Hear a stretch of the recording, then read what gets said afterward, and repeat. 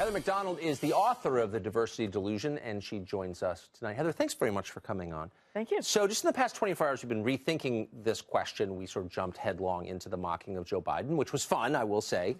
But then I heard Nancy Pelosi say what we just played her saying, which is we really ought to approach other people as if we all have colds and have a arm's length relationship with people we're not related to. What kind of society is she describing?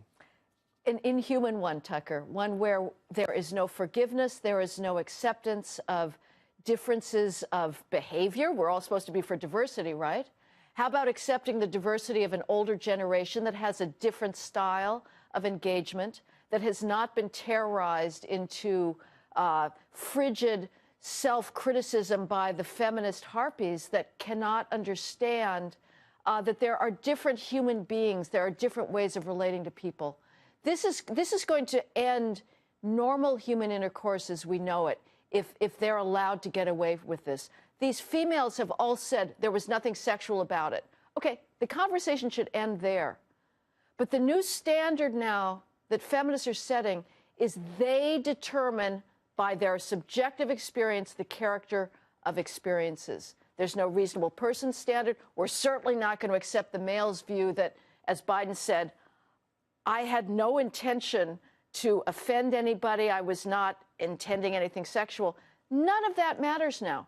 If a feminist feels offended, then the interaction is objectively offensive. And that is a recipe for chaos and alienation. I think you're exactly right. A recipe for what we have, which is chaos and alienation, increasingly. So I think a lot of us, I'll speak for myself, I looked on at this and there's something amusing about watching the left eat itself. Yes.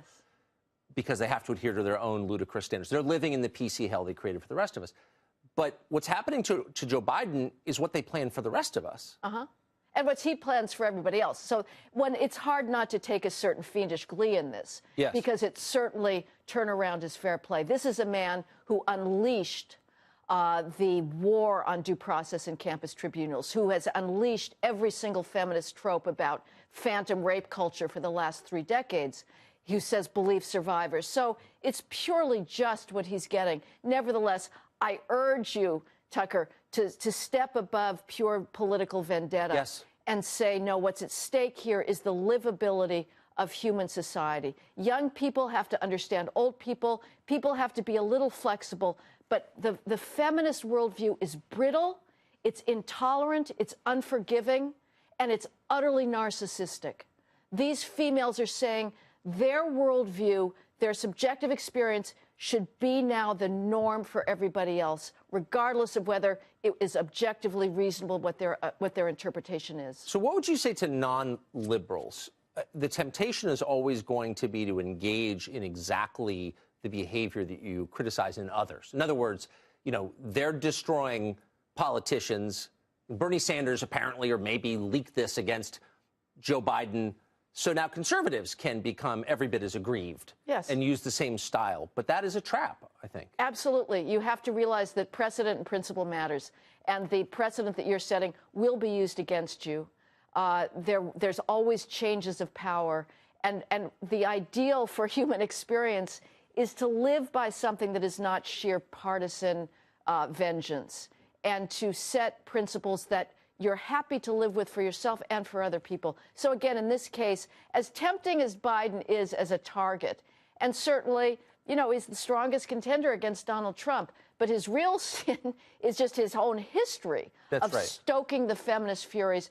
Again, we should not go down that path, because I can guarantee you there's going to be a whole line of Republican politicians who deserve to succeed, who are going to have photos taken of them when they've got an arm around somebody, just simply because they are a physical human being. And I'll tell you the other thing that we can see where this is taking us. Antioch College, which was roundly marked in 1990 for its affirmative consent policy for drunken campus hookups, and said every last grope has to be explicitly agreed to. And everybody said this is crazy. 2 decades later, every college has an affirmative consent. That's exactly now, right. they are applying affirmative consent to platonic touch. Now a daughter objects to her mother hugging her because she didn't get consent. This is where this is going to take us, Tucker. It really is dystopian. It is. The kind of sterile world that they're imposing on us. of Heather McDonald, I can't think of anyone who could have explained that better than you just did. Thank you very much. Thank you so much, Tucker.